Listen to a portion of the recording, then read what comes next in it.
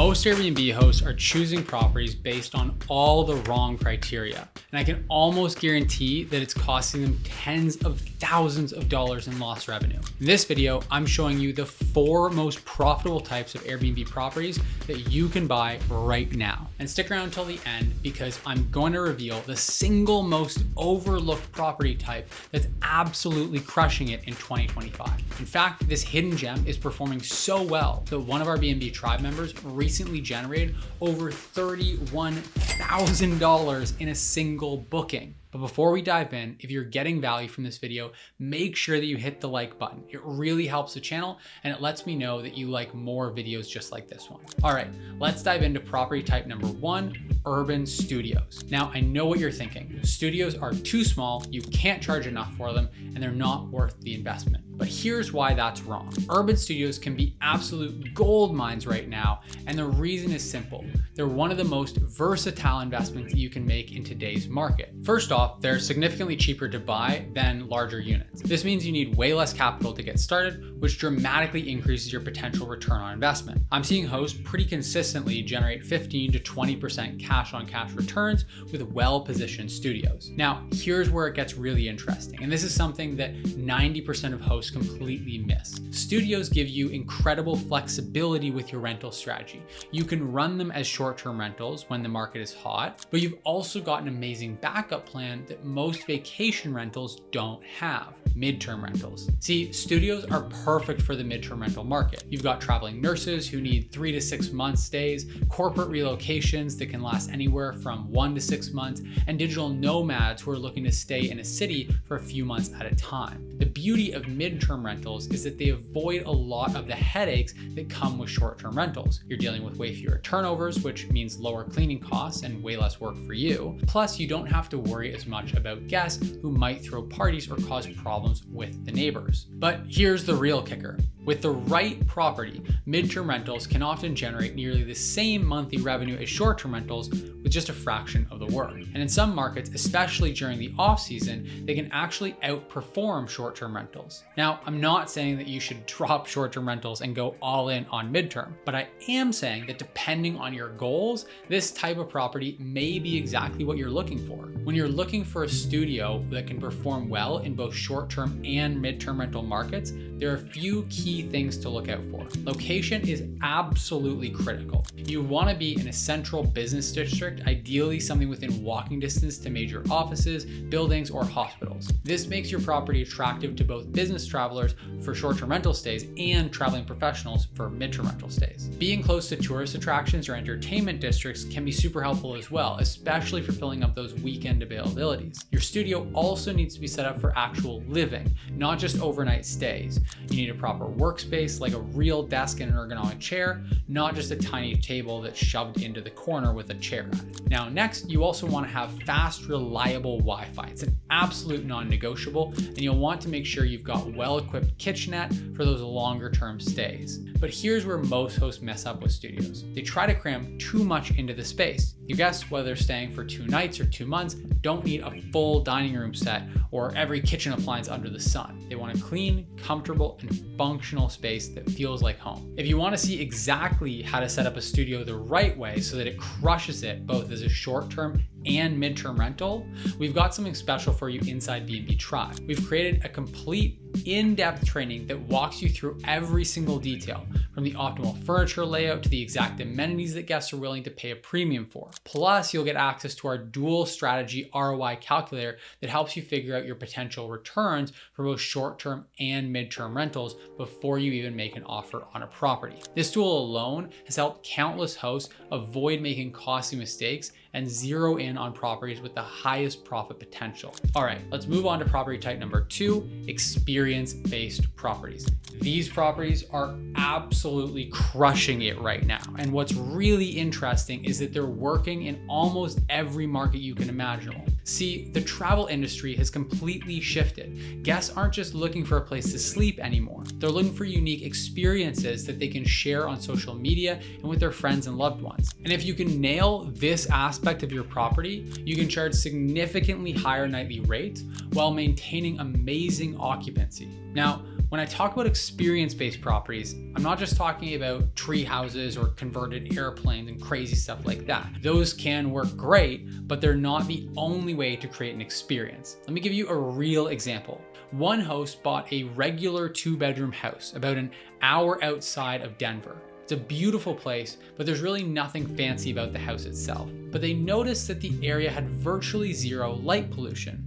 So they decided to turn it into a stargazing experience. They set up a dedicated stargazing deck with cool netting to lie down on and added some pillows and blankets. They even had their photographer come out at night to capture the beautiful stars in their photos. The result? They're outperforming all their competition and consistently getting reviews that rave about how magical their place is. They've even earned the guest favorite badge on Airbnb. But here's what's really crazy. Their initial investment in creating this experience was probably less than $2,000. The small deck, the netting, everything. And because of that, they would have made their money back in just a few weeks. This is exactly the kind of opportunity that most investors miss. They're so focused on luxury, high-end finishes and appliances that they completely overlook the experience factor. Now, let's move on to property type number 3, multi-unit properties. And this is where things get really interesting from a scaling perspective. Because while single units are great, multi-unit properties can absolutely transform your business. But I'm not talking about duplexes or triplexes or massive apartment buildings here. I'm talking about something way more versatile. Properties with ADUs, or accessory dwelling units. And this strategy is an absolute game changer. Here's why. First off, you're getting the benefits of a multi-unit property, but with way more flexibility. Unlike a duplex where you're stuck with 2 connected units, an ADU gives you complete separation between the spaces. This means happier guests and fewer complaints about noise or privacy issues. And here's the real magic of ADUs. You can actually rent these properties in 3 different ways. You can rent out just the ADU and keep the main house for yourself or your family. You can rent out the main house and the ADU to 2 separate groups, or, and this is where it gets really interesting, you can rent out both units to the same group when they need extra space. Let me give you a real example. One of our BNB Tribe members recently bought a 3-bedroom house with a completely separate 2-bedroom wing. During most of the year, they'll rent out both units separately. The main house attracts families, while the other smaller wing is perfect for couples or business travelers. During parts of the year, while they'll be living there, they'll just rent out the 2-bedroom wing while they stay in the larger wing themselves. But here's where it gets really interesting. During peak season and holidays, they know that groups are willing to pay a premium to rent both units together. Think about it. Families traveling together who want their own space, wedding parties looking to keep everyone close but not too close, or corporate retreats needing a breakout space. The result? They'll be making about 40% more revenue than comparable properties in their area. And the best part? They get to use the property for themselves, and their guests are happier because they have more privacy and flexibility. But here's where most people go wrong with ADU properties. They don't think strategically about the setup. They either make the ADU too similar to the main house, or they don't make it nice enough to stand out on its own. Both are really big mistakes. Inside BNB Tribe, we've got a complete guide on how to optimize both your main house and your ADU for maximum returns. This includes our dual listing playbook that shows you exactly how to market and price your property for both separate and combined rentals. Plus, you'll get access to our ADU calculator that helps you analyze potential properties and project your returns for all 3 rental scenarios. Now, let's talk about property type number 4, niche market properties. This is my personal favorite because there's just so much untapped potential here. You see, most hosts are fighting over the same types of properties in popular tourist areas while they're completely overlooking incredibly profitable niches that are hiding in plain sight. Let me give you a perfect example. One of our BNB Tribe members bought a property right next to a major hospital.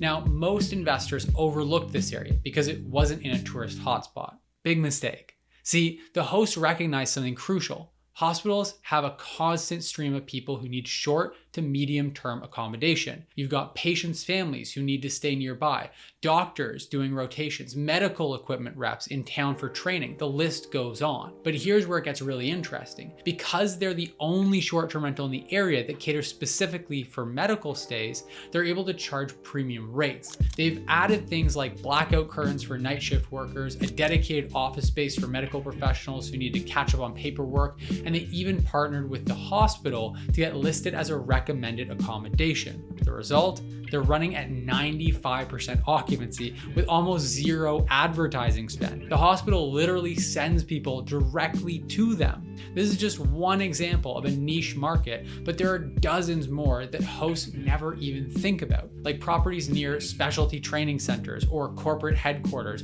or even properties that cater specifically to traveling sports teams. The key is to find steady streams of guests that other hosts aren't targeting yet. When you do this right, you can actually make more money in non-tourist areas than you would in a prime vacation hotspot. But I know what you're thinking now.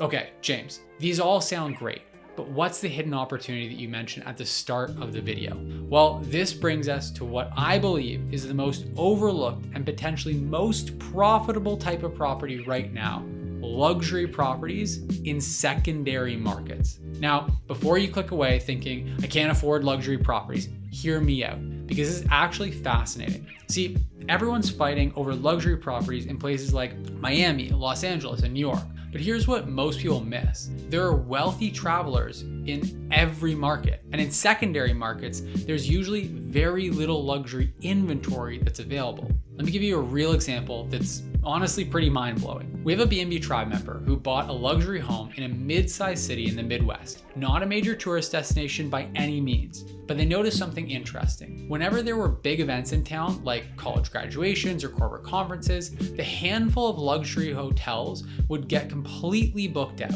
So they decided to create a true luxury experience. We're talking high-end everything: designer furniture, premium appliances, a home theater, the works. But here's the key. Because they bought in a secondary market, they paid about 1/3 of what a similar property would cost in a major city. Now, when there are events in town, they're able to charge rates that rival luxury properties in major markets because there's just no competition. But here's why this strategy is so brilliant. Even during non-peak times, they're still the best option in town for luxury travelers. They get CEOs visiting local companies, wealthy families attending weddings, and high net worth individuals who are used to a certain level of accommodation regardless of where they travel to. If you want to see exactly how to find and analyze these hidden gem properties, we've put together a complete training inside B&B Tribe. This includes our proprietary method for identifying undersupplied market segments, plus our event-based pricing calculator that helps you maximize revenue during high demand periods once you have one of these listings.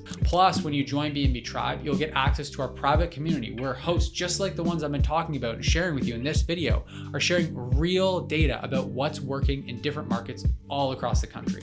This alone can save you thousands of dollars in costly mistakes and help you zero in on the perfect property faster. The link to join is right down below in the description. Now, if you found this video helpful, make sure you hit that like button and subscribe to the channel. I post new videos every single week with tactical strategies just like these to help you build and scale your short-term rental business. Drop a comment below letting me know which of these property types you think would work best in your market or the markets you're most interested in. I read every single comment and I love hearing your thoughts and insights. Thanks again for watching, and I'll see you in the next video.